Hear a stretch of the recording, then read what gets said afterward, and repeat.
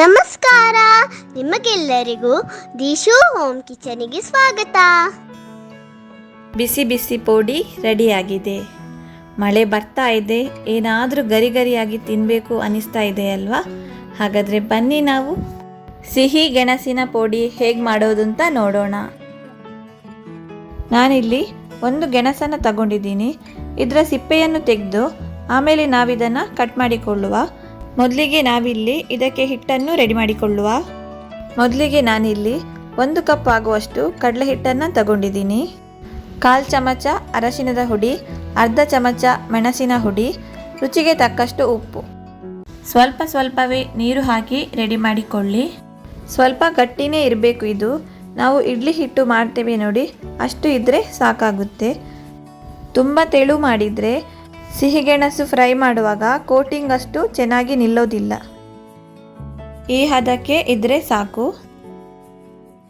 ಈಗ 1/4 ಚಮಚ ಓಂ ಕಾಳು, ಇದನ್ನು ಕೈಯಲ್ಲಿ ಸ್ವಲ್ಪ ಕ್ರಷ್ ಮಾಡಿಕೊಂಡು ಹಾಕ್ಕೊಳ್ಳಿ. 1/4 ಚಮಚ ಜೀರಿಗೆ, ಇದನ್ನು ಕೂಡ ಸೇರಿಸ್ಕೊಳ್ಳಿ. ಇದು ಆಪ್ಷನಲ್, ಬೇಕಿದ್ರೆ ಮಾತ್ರ ನೀವು ಹಾಕ್ಕೊಳ್ಳಿ, ಇಲ್ಲಾಂದರೆ ಸ್ಕಿಪ್ ಮಾಡಿ. ಈಗ ಹಿಟ್ಟು ರೆಡಿ ಆಯಿತು. ನಾವಿನ್ನು ಗೆಣಸನ್ನು ಕಟ್ ಮಾಡಿಕೊಳ್ಳುವ.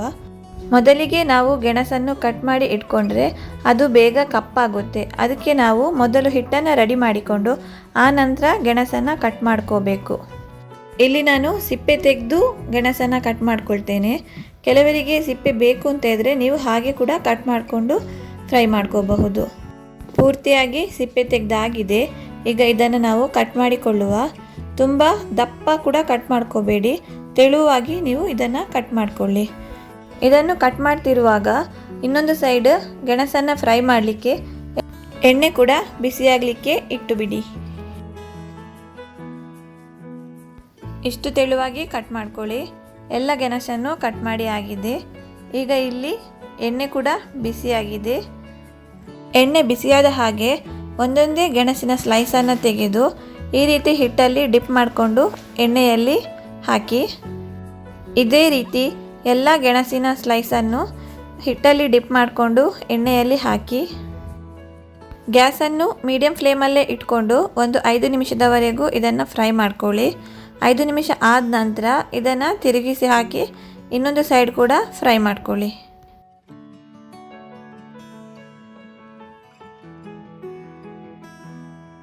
ಎರಡು ಸೈಡ್ ಕೂಡ ಚೆನ್ನಾಗಿ ಫ್ರೈ ಆದ ನಂತರ ಇದನ್ನು ನೀವು ತೆಗೆದು ಇನ್ನೊಂದು ಪ್ಲೇಟಿಗೆ ಹಾಕ್ಕೊಳ್ಳಿ. ಇದೇ ರೀತಿ ಎಲ್ಲ ಗೆಣಸಿನ ಸ್ಲೈಸಿಂದ ಪೋಡಿಯನ್ನು ಮಾಡ್ಕೊಳ್ಳಿ. ಬಿಸಿಯಾದ ಗೆಣಸಿನ ಪೋಡಿ ರೆಡಿಯಾಗಿದೆ. ಇದನ್ನು ನೀವು ಬಿಸಿ ಬಿಸಿಯೇ ಸರ್ವ್ ಮಾಡ್ಕೊಳ್ಳಿ. ಸಂಜೆ ಹೊತ್ತು ಟೀ ಟೈಮಿಗೆ ಎಲ್ಲ ಇದು ಒಳ್ಳೆ ಸ್ನ್ಯಾಕ್ಸ್. ಸಂಜೆ ಹೊತ್ತು ಮಳೆ ಬರುವಾಗ ನಾವು ಟೀ ಟೈಮಲ್ಲಿ ಈ ಥರ ಸ್ನ್ಯಾಕ್ಸ್ ಎಲ್ಲ ಮಾಡಿಕೊಂಡು ತಿಂತಾ ಇದ್ರೆ ಸೂಪರ್ ಆಗಿರುತ್ತೆ. ಈ ರೆಸಿಪಿ ನಿಮಗೆ ಇಷ್ಟ ಆದರೆ ಲೈಕ್ ಮಾಡಿ, ಕಮೆಂಟ್ ಮಾಡಿ, ಶೇರ್ ಮಾಡಿ. ಹಾಗೆ ನಮ್ಮ ಚಾನಲಿಗೆ ಸಬ್ಸ್ಕ್ರೈಬ್ ಮಾಡಿ. Thank you for watching.